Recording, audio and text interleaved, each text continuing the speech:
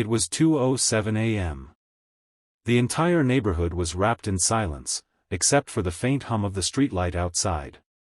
Inside a small, modest house at the end of Birchwood Lane, a woman named Evelyn Hart sat at her kitchen table, sipping a cup of chamomile tea. To everyone in town, she was just a quiet woman who moved in a few months ago. She kept to herself, never caused trouble, and hardly spoke more than a polite greeting. No one knew who she really was, or what she was running from. That night, she couldn't sleep. Her mind was heavy with memories of a life she'd left behind.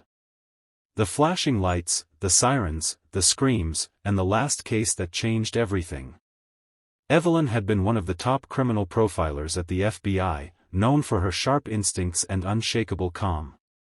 But after a mission went wrong, costing her partner his life, she vanished from the spotlight, leaving behind her badge and the chaos that came with it.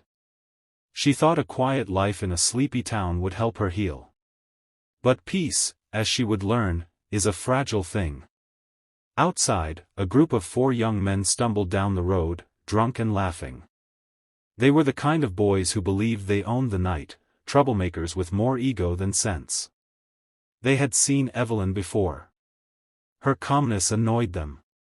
Her silence made them feel small. To them, she was an easy target. "Let's mess with the quiet lady," one of them sneered. "Bet she'll freak out."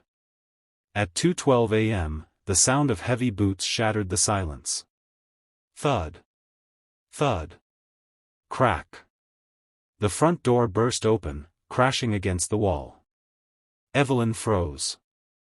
The teacup slipped from her hands, shattering on the floor. For a moment, her heart raced, but then her training took over. Her breathing slowed.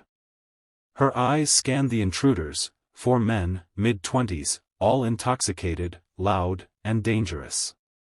One of them shouted, "Where's the old witch now?" laughing as he kicked over a chair. Evelyn didn't move. Instead, she calmly stood, her face expressionless. She walked toward the coat rack by the door, where her old life hung, literally. As the men continued their chaos, she reached for her jacket. The familiar dark blue fabric, the golden letters embroidered across the back, FBI. She turned around slowly, letting the jacket hang from her shoulders. Her voice, calm but cold, cut through the noise.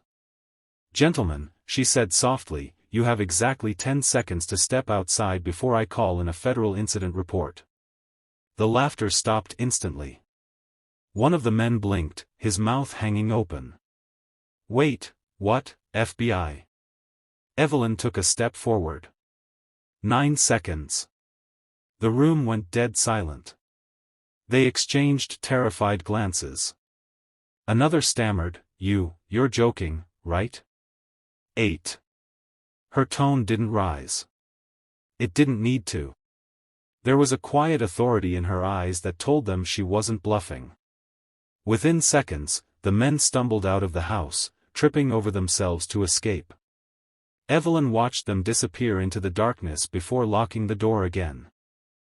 Leah.